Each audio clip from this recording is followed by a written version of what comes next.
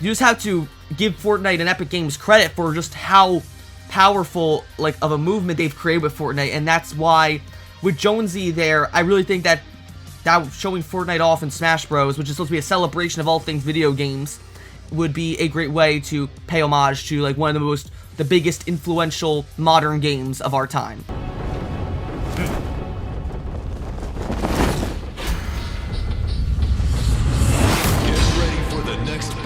Okay, so I've come to the realization that probably none of my predictions are going to come true, so let's just go crazy with this one, okay?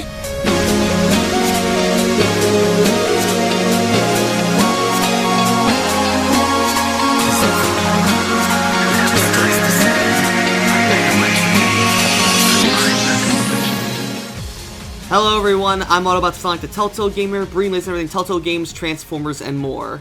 So, here we are with another Nintendo Direct on the horizon scheduled for tomorrow, September 23rd. It's probably likely that we're going to be seeing the final DLC character for Super Smash Bros. Ultimate Second Fighter Pass announced tomorrow as well. And with it, I've only got one more opportunity to make a prediction as to who is going to make it into Super Smash Bros. Ultimate. And now, I've been wrong with every single prediction so far. I thought first it was going to be a Champions of Hyrule, ended up being Steve and Alex in Minecraft.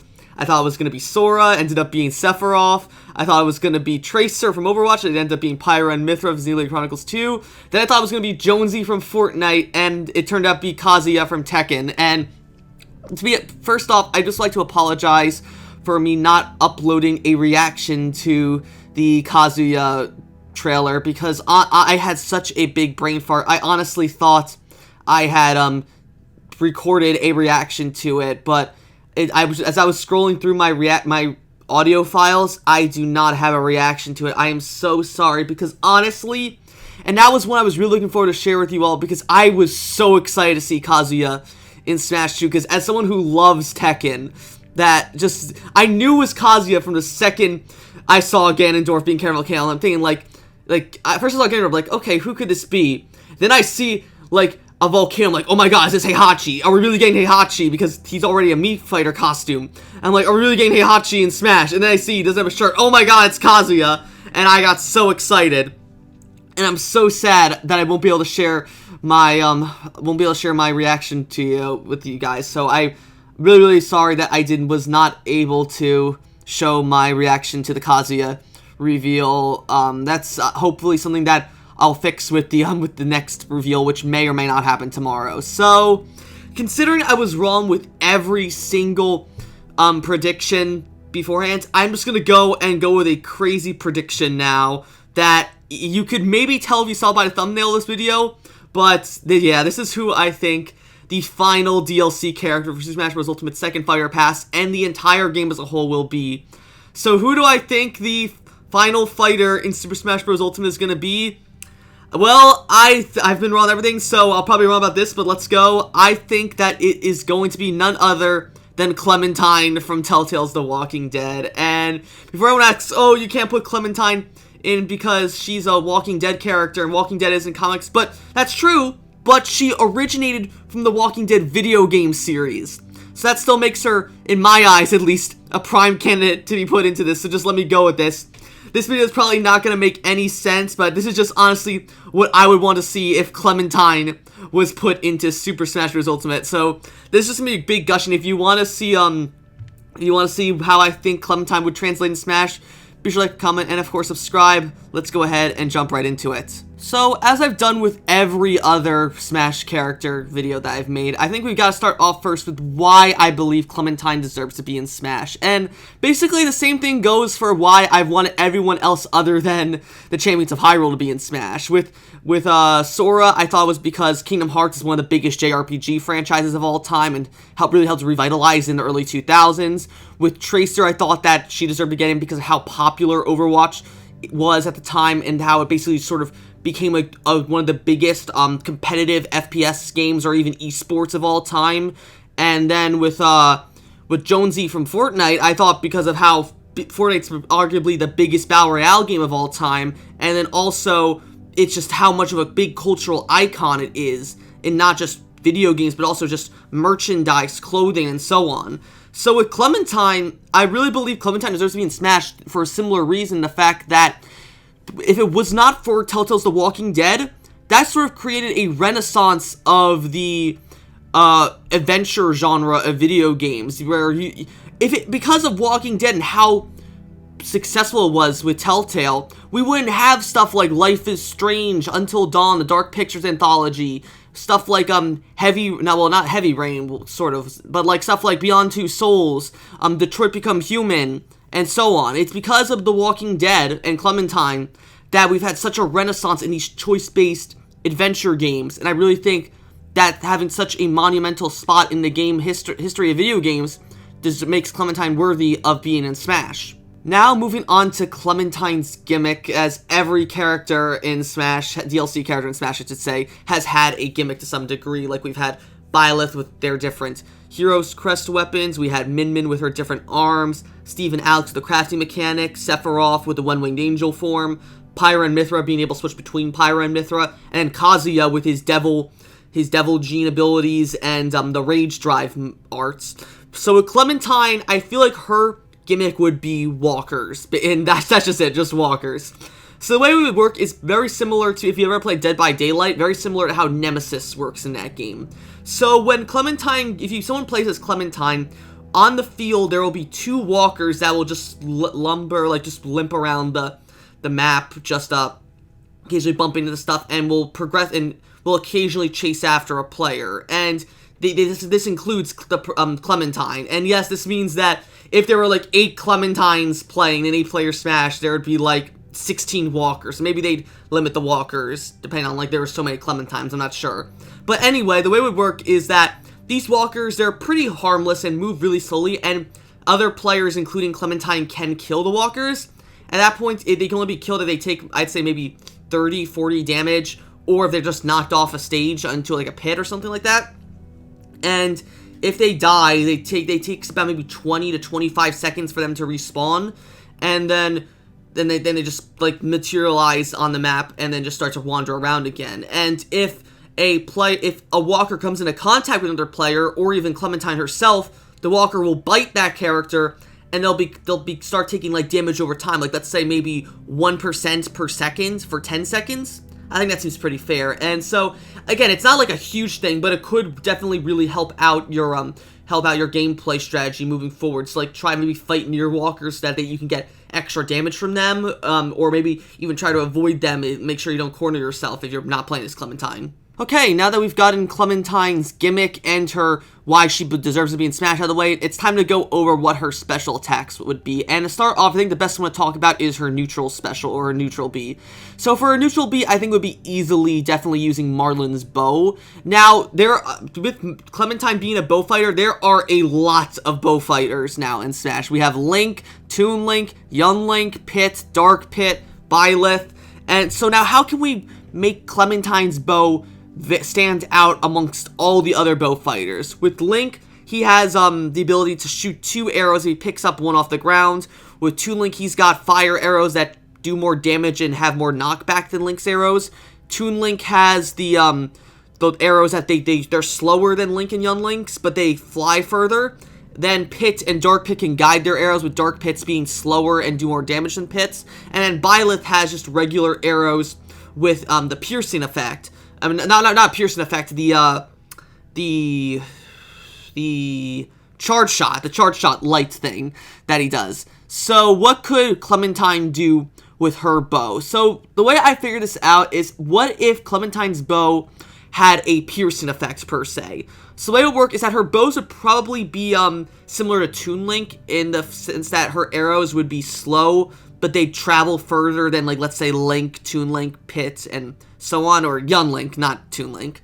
And so, but the thing is, if her arrow hits someone, the arrow wouldn't just despawn. The arrow would go through that player and continue traveling until either hit another player or an object on the stage. So let's say she hits Mario with an arrow at point blank range. The arrow will go through Mario and continue flying until it hits someone else, or, like, a surface. But the thing is, every time the arrow goes to another person, the arrow will do less and less damage. So let's say Clementine hits Mario with the arrow, it will do, let's say, 8 damage. But then the arrow goes through him and hits Link, who's behind him, maybe it'll only do 6 damage. And then if the arrow goes through Link and hits Kirby, then it may only do 4 damage, and so on. So that way, Clementine can't just spam arrows and just hit everyone and get them so high damage. The people who get hit last with the arrow will take less damage than the person who gets first hit with the arrow. And I think that's a fair way to keep it, while also making her, Clementine's arrows, unique to Link, Toon Link, Young Link, Byleth, and the Pits arrows. Now moving on to Clem's side B, I think the best way to go about this, because most side specials are usually either like a dash attack, like a charging move, or it's a close range, the powerful attack. I think the best way to go for Clementine to get a side special would have to be with a shotgun blast. And before you say, oh, can't use guns in Smash, we have Bayonetta and Joker, who both use like really realistic guns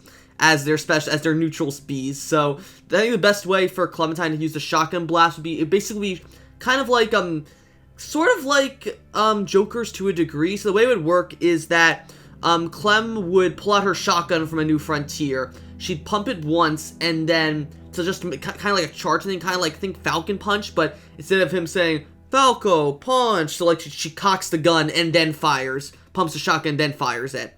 And so the way it would go is the blast would kind of be like a small cone in front of Clementine, and anyone hit by the shotgun blast gets like maybe 15 to 20 damage, maybe even like 25.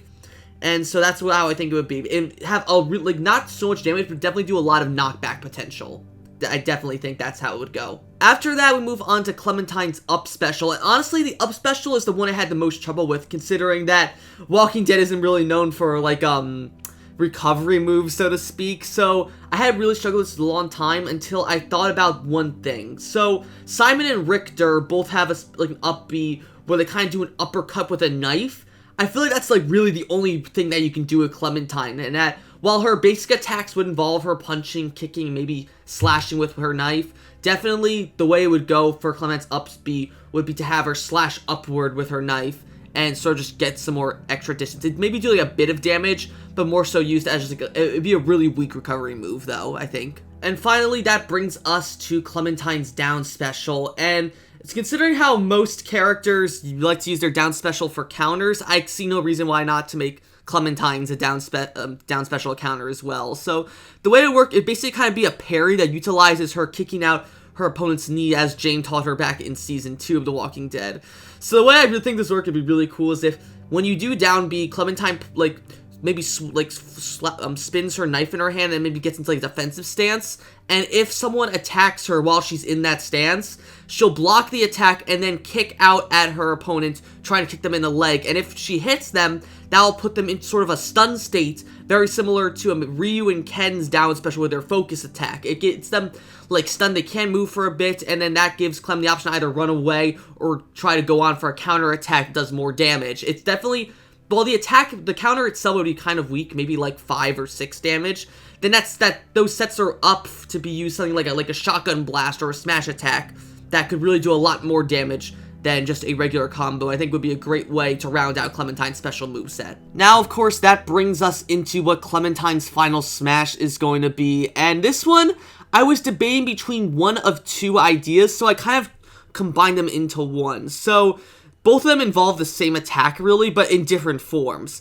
So for Clementine's final smash, I think the only way for it to work would definitely be Mitch's masterpiece, aka the bomb that she, AJ, Violet, and Lewis plant on Lily's boat at the end of episode 3 of the final season to blow it up. And so the way I thought it would work is one of two ways. Either A, it could be an active final smash where Clementine activates her final smash, she pulls out the bomb and then throws it into the air and then pulls out a pistol and aims at it. And then after, I'd say maybe 3 seconds, or if the player pushes B again, Clementine will shoot the bomb, causing it to explode and have a blast radius about maybe as big as a smart bomb. No, not as big as a smart bomb. Maybe like 3/4 the size of a smart bomb. And then it would be instant explosion, does maybe 40 to 50 damage, and has really high knockback potential. The other way I thought they could do this is if Clementine would dash forward with her knife, and anyone who gets hit by it gets knocked onto Lily's boat, and then you have it pans down to the boiler room where you see Mitch's masterpiece inside the boiler, and then as it explodes the boat, Clementine is running away from it as she does in the beginning of episode 4, and then the boat topples over, and then anyone who is caught in the final smash maybe gets like 40, 45 damage, and then anyone else gets, and they were over 100 damage, it will kill them instantly. That's, I think, that would be a great way to tie up, Clementine and make it her final smash and complete her moveset. Now that we've talked about Clementine's moveset, it's time to talk about what her skins would be. So, of course, I think her main skin, of course, I don't think anyone will argue with this, that Clementine's main skin would be her Steel Stallion jacket outfit from The Walking Dead the final season, which is her main outfit, with the blue jacket, the gray hoodie underneath, and the cargo pants with the boots. I definitely think that would be a great outfit for Clementine to have as an alternate. And then as an alternate skin for that, it could be a hatless version, which, Smash is no stranger just making small changes, a whole new costume. Like with Violet, let's say, we had their main outfits be their regular forms, and then they each had an alt dedicated to their awakened forms, which happens halfway through the Fire Emblem 3 houses, which I'm not going to elaborate on for spoilers. But for Clementine, I could definitely see her having a hatless version of her outfit as an alternate version, but then also have as a fully alternate outfit be her red jacket outfit from the end of New Frontier and the flashback to the McCarroll Ranch in the final season, where she went to go to the McCarroll Ranch to get AJ. I definitely think that could do for a good alternate outfit for Clementine, and then that would also receive a hatless version as well. But then each outfit would also receive 2 color variations, and they would be based off other characters in the Walking Dead Telltale franchise. So for Clementine's main final season outfit, I think one color scheme could have her turn her blue jacket purple, and then the hoodie underneath would probably be green, or I think it was green or black, and then that could represent Violet, and then you could also make her hair blonde in that color scheme to make it further resemble Violet. And then the second color scheme could turn her jacket brown, and then her hoodie green to represent Lewis. That would, I think, would be really, really cute to see. And then with the McCarroll Ranch outfit, there'd be 2 versions of that. One where the jacket's white and the shirt underneath is maybe blue to represent Javier, and another version where the jacket is green and the shirt underneath is like a more brightish white to represent Kenny. And if you really want to go even further with that, you could even change Clementine's hat so that it turns into Kenny's hat as well. I think that would be really, really cool to see. Alternatively, for any Jane fans out there, you could also make the jacket yellow, and then maybe make the shirt under it black, and then maybe dye Clementine's hair a bit more blonde or brunettish to resemble Jane. That would be a cool way to pay homage to her as well. Any of those outfits, I think, would make great additions to Clementine as a character in Smash. Alright, now that that's out of the way, let's go ahead and talk about what Clementine's stage would be. So, I think there's a lot of stages that Clementine could use for, to represent Telltale's The Walking Dead and Clementine as a whole. You could do the motel from Season 1, you could do House from Season 2, Richmond from New Frontier, but I think no other stage would fit Clementine and The Walking Dead better than Erickson's boarding school. And the way it would work, I think, would be really, really cool. Very similar to Garrick Mach, actually, or even the King of Fighters Stadium. The way it would work is the fight would take place on the courtyard of Erickson's, the main courtyard of Erickson's during this day.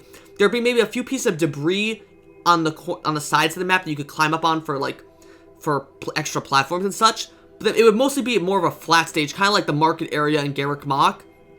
And so, it would start in the daytime, and you'd see a bunch of characters from The Walking Dead the final season watching the fight. You would see AJ, you would see Violet and Lewis, Marlon, Rosie, definitely those 5, but then maybe you might see other characters like Asim, Ruby, Omar, Mitch, Willie. You might see them as well, but Sakurai may not be able to get all those characters, so at the very least, you'd see AJ, Violet, Lewis, 10, Marlon, and Rosie. Definitely those 6 for sure. And so they'd be just watching it. Maybe you'd see some stuff like you'd see maybe Lewis playing cards. Violet would just be chilling out on the wall like she did at the start of episode 1. You'd maybe see Marlon playing with Rosie a little bit. And then all of a sudden, it would slowly turn to nighttime. And then when you hear nighttime, you'd hear like horses in the distance. And then all the kids would just run off like into the main buildings. Then you'd see Lily come and the rest of the Delta come up with the horse carriages, and you gotta be careful because the horse carriages, when they come in, could run you over and do some damage, but then they'd only be doing maybe like 10 or 15 damage. And then Lily and the rest of the Delta, you have Abel, Dorian, maybe a few other Delta soldiers in there as well. Just walk in, break down the gates, and then a few walkers would come in as well. So if anyone wasn't playing as Clementine, more walkers would show up here and they could bite any player. Or even if you're playing as Clementine, more walkers would show up then. And so you'd see Lily and all, they'd all be just like watching the fight as well, maybe doing a few hazards, maybe they'd shoot at the players a little bit, but then you'd see them interacting with some of the kids the Erickson kids in the background. Maybe they're like hiding behind cover or something, throwing some rocks or shooting arrows back at them, and it'd be really cool to see. Obviously, I don't think Lily and everyone would have guns, since you can't really, even though Sakurai may be okay with having guns in Smash, I don't think it's cool to shoot guns at kids. But then again, you could have characters like Bayonetta and Joker who have guns shooting at like 10-year-olds like Lucas and Ness. So maybe we can have Lily and everyone shooting at like Violet and Lewis and everyone. But of course, like no one would actually die or anything like that. And so eventually it'd get to a point where there'd be so many walkers on the field that Lily would maybe throw down a Molotov to drive away the walkers. And anyone gets caught in the fire, they would take fire damage. And then the rest of the Delta would retreat. And then after a while, the sun would come up, maybe all the walkers would just wander off, and then all the kids would come back out again, and the cycle would keep repeating. And then it would be really, really cool to see, in my opinion, having Erickson's be the map for Clementine to come into Smash Brothers with. Now that leaves us with just two more things to talk about with Clementine coming to Smash, and that would be her music that would come into Smash with her, and her spirit board. So to start off with the music that would come into Smash. Now there's a lot of good songs from Telltale's The Walking Dead that could be used in Smash, though not to the degree that there was in stuff like Fortnite, let's say, or Overwatch, Kingdom Hearts, but there's definitely quite a few tracks that I think could definitely work in Smash. Number one that I think would be, of course, the main theme that Clementine would come into would basically be a Smash Brothers remix of the Clementine theme. So, of course, the Clementine theme is a song that's been played in nearly every single Walking Dead game. You played in Season 1 at the very end of the game and when first meeting Clementine, played in Season 2 during the flashback with Lee, played in Season 3, I think, when you reunite, when you first meet Clementine, and then in Season 4, it was the pause screen theme in that game. And it would be so cool if Sakurai took that song and just turned it into like an upbeat, like fighting song. I think that would be so cool. And we've seen him do this before with other songs in Smash Bros. We've had it like I think the main theme in Persona 5 that when Joker got added in, like the Masquerade song. That's like a rather like somber song in Persona 5, and they turn it into like a hip hop like fighting song. I think that would be so cool to see.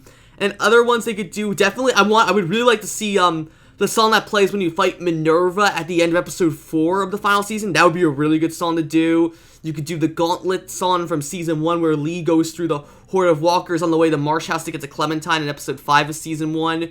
You could do the song that plays during the final fight between Kenny and Jane in episode 5 of season 2. You could do the 400 Days trailer theme. I would also think it'd be really cool if they could get Jeremy Lay or Gideon Allen, the voices of Violet and Minerva, back to basically do a Smash remix of Don't Be Afraid from the Walking to the final season.